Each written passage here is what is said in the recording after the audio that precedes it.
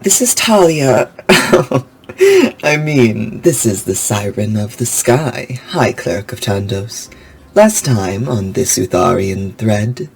But there are four of them that are different enough that you can identify, okay, those are at least four different individuals in the sky. None of them are this far east, but they are definitely ranging closer and closer. They seem to be sort of systematically sweeping up and down the city and moving a little bit further east each time, almost like mowing the lawn or destroying your entire home and family. I do a really good impression of a pile of coats.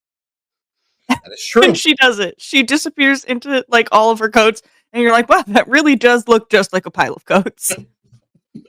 I don't know if I can fit anyone else in here.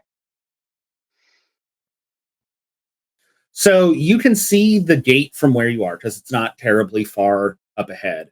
And you can see that there are a number of boats that are already making their way onto the river proper to get the heck out of Dawn's Harbor. As the two boats get closer to the gates, because there's the main gate that is on land in the center there, and then there are two essentially locks on either side that can be bolted down if necessary, but in this case are open because generally there's not a reason to close those. And by the time everyone at the gatehouses realized that there might be a reason to close them, there were enough people trying to flee out of them that closing them at that point was just going to cause a riot. Mm-hmm. As your boats sort of get closer, both of the northern and southern lock gate have maybe 3 or 4 other boats that are sort of queuing their way through to sort of pass through.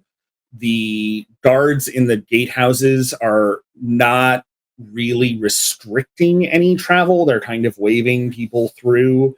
Anyone who is in and around this area at all knows that generally there are theoretically inspections to make sure you're not smuggling things out or, kidnapping people or anything like that. But obviously in this scenario, nobody cares. Just go. Just everybody needs to get out.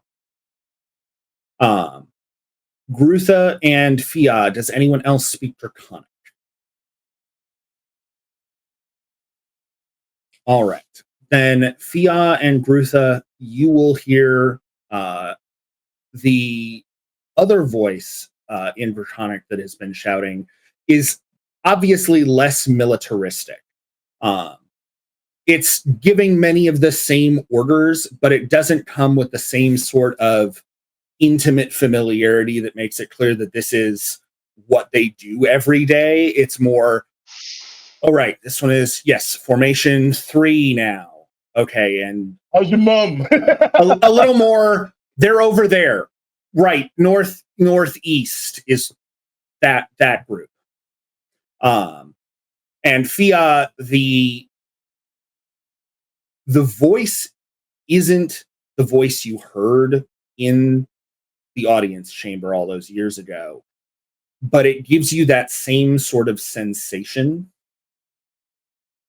that sort of prickling on the back of your neck, that this is a being of power that is inherently fearful, inherently fearsome in its countenance.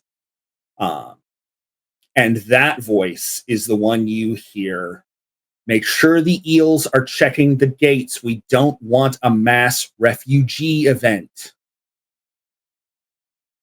I look at Grutha to confirm that she just heard the same thing. I heard that. We've got to go.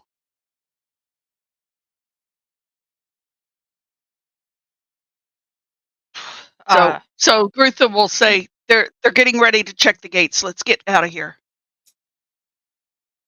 Yeah, cut the line. I forgot to mention, I also control spell as well. V and Silksis, give me perception real quick.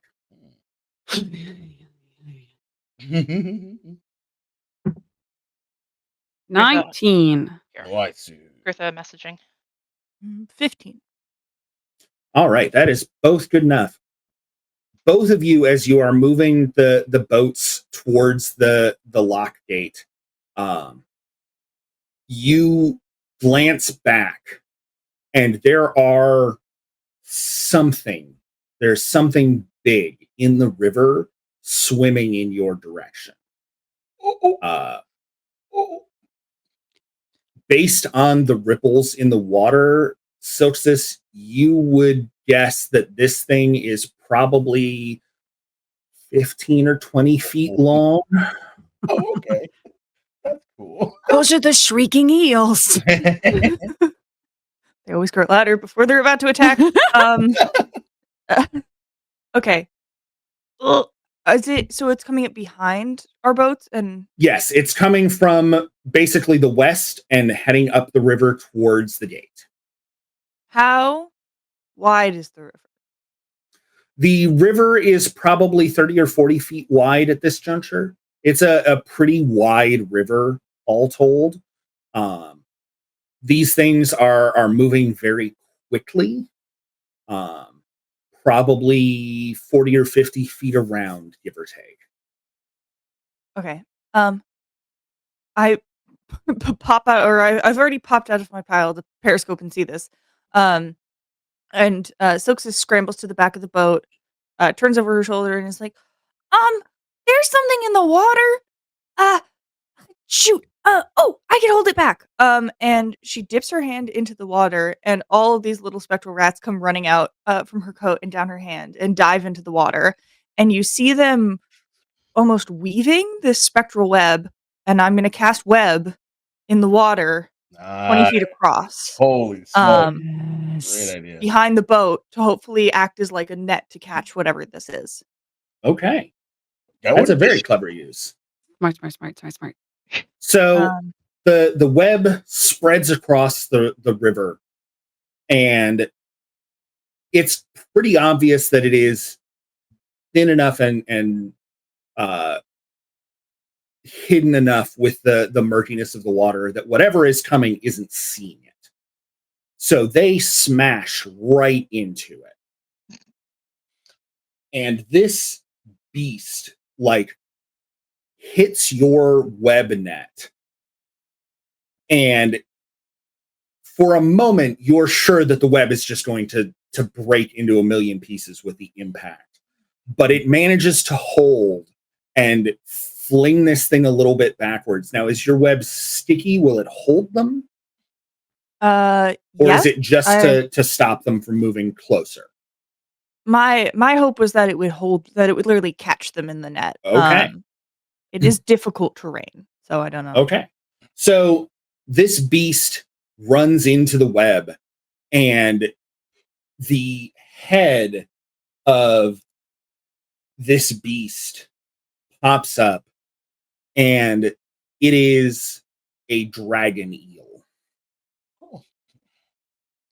It is literally huge sized, with what appears to be long green scales with a sort of almost like a mohawk-like run of feathers along its length.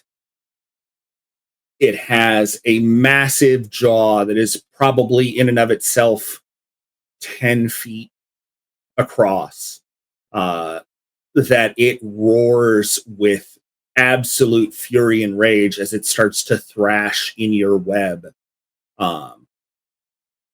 and just cannot seem to move or get anywhere.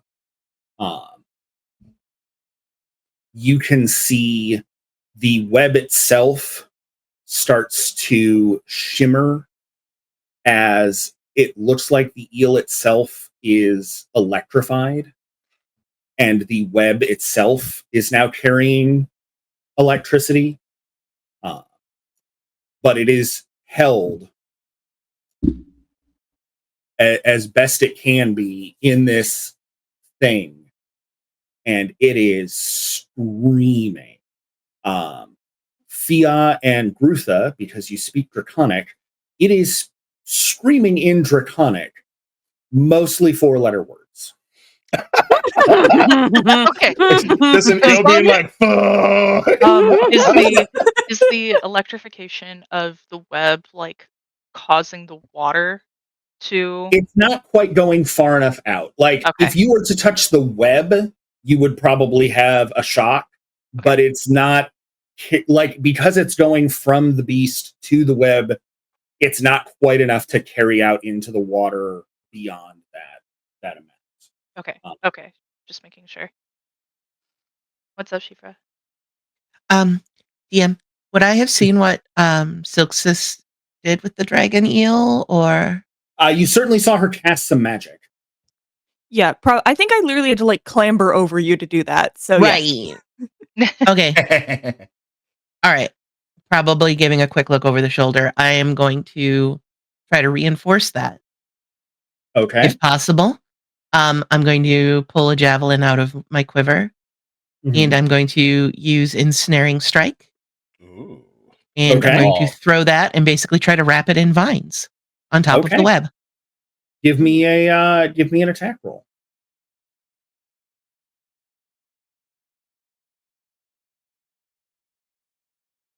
Okay. 17. So a 17 doesn't quite hit that dragon eel.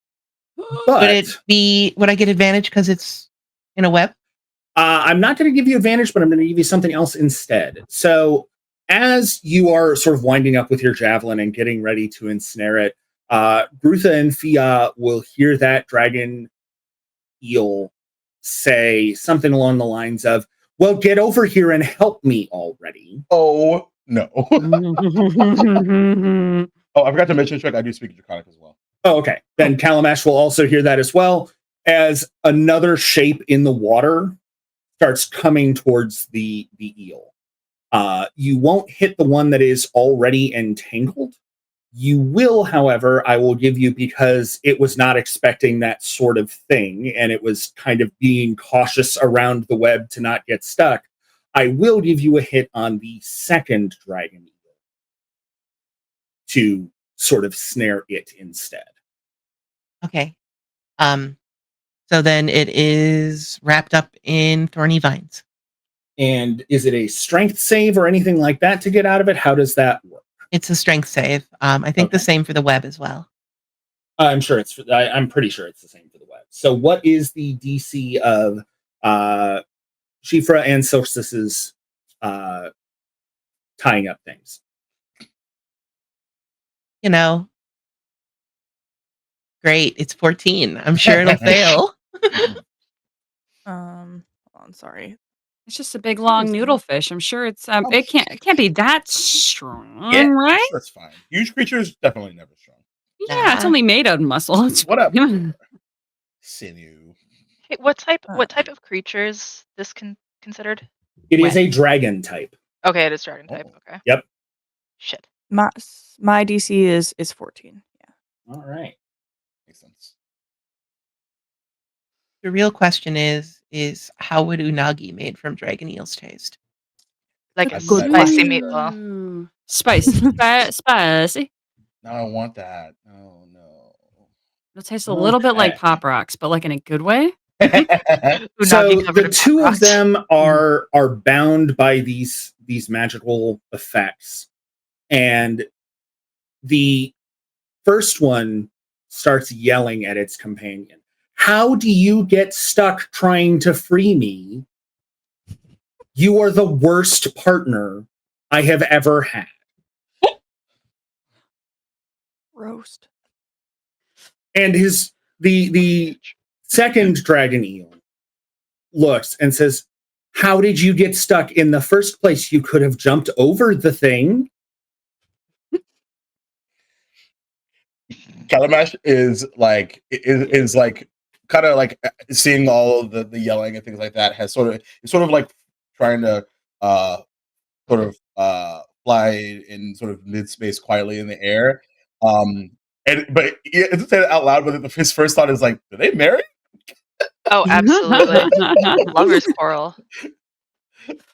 Meanwhile, V, who does not understand Draconic, sees two giant, just the biggest dang fish that they've ever seen, and is like, okay, and it's just gonna try to paddle faster.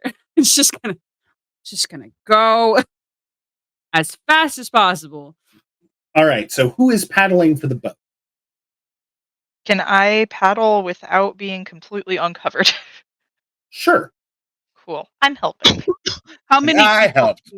how many people can paddle? I will assume that everyone on the boats can paddle, but if you are paddling, then you won't be able to do other things to interact with the monsters without stopping.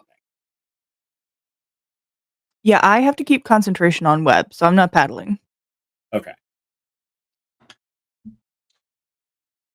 Meanwhile, as he thinks that, like, I think the adrenaline situation is dawning on him.